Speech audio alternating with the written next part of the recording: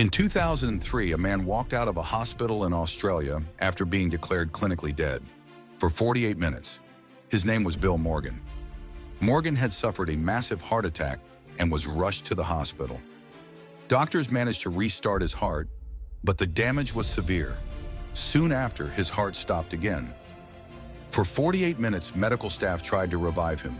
Eventually, they succeeded, but because his brain had been without oxygen for so long, doctors believed he would suffer permanent brain damage.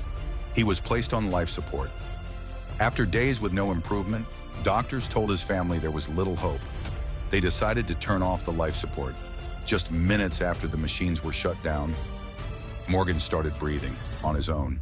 Not only did he survive, he recovered with no significant brain damage. But the strange story didn't end there. A year later, a local news station interviewed Morgan about his incredible survival. During the interview, he bought a scratch-off lottery ticket. He scratched it on camera and won a car. The news station asked him to reenact the moment for a follow-up segment, so he bought another scratch-off ticket. This time the cameras were rolling again. He scratched the ticket and won $250,000.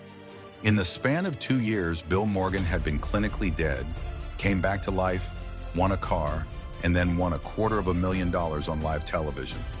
Some people called it luck. Others called it a miracle.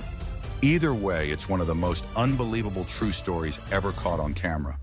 Bill, you should try your luck in Vegas. I think I'll stick to lotto tickets, mate. Safer odds. You know all of this? It's taught me not to take life for granted. Every day feels like a bonus. For Bill Morgan, life itself was the greatest win of all.